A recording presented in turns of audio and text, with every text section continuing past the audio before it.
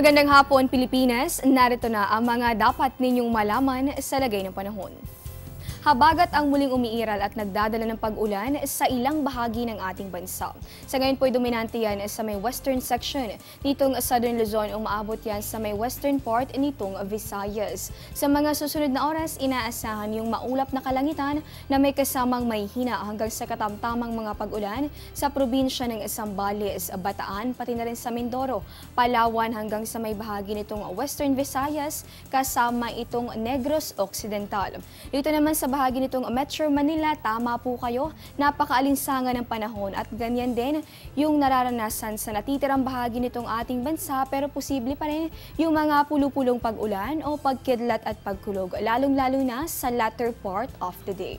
Sa mga nagtatanong naman, ano ba yung muling nagpalakas sa habagat? Naku, yan po ay dulot ng low pressure area na ngayon ay nasa labas na ng Philippine Area of Responsibility. Huli ang namataan sa layong 430 kilometers kanluran ng Baguio City, at bagamat nasa labas na ng ating boundary ay patuloy pa rin nating babantayan, lalo't posible nga itong magpalakas pa rin sa pag-iral ng habagat. Diyan lamang po kayo, magbabalik pa ang Panahon TV matapos ang isang paalala.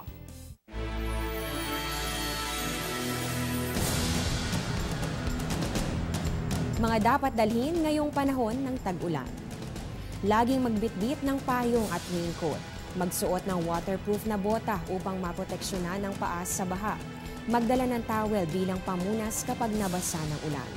Mahalaga ang first aid kit para maibsan ang karamdaman o maiwasan ang mas grabeng pinsalang dulot ng aksidente. Tandaan na tuwing panahon ng tag-ulan, iba yung pag-iingat ang kailangan. Sa puntong ito, alamin naman natin yung agwat ng temperatura sa iba't ibang bahagi ng bansa.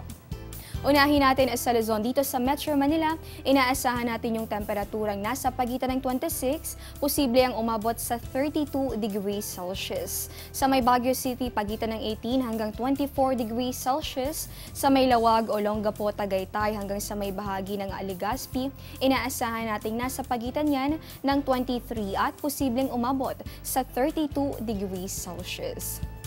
Check naman natin sa Kabisayaan, inaasahan natin dito sa bahagi ng Tacloban itong maulap na kalangitan at magpapakita naman si Haring Araw, pero may tsansa nga nung mga pag-ulan, pagkidlat, pagkulog. Dahil dyan yung temperatura pagitan ng 25 hanggang sa 32 degrees Celsius. Sa bahagi naman ng Iloilo, Bacolod at sa Metro Cebu, ang temperaturang mararanasan pagitan ng 25 hanggang sa 32 degrees Celsius.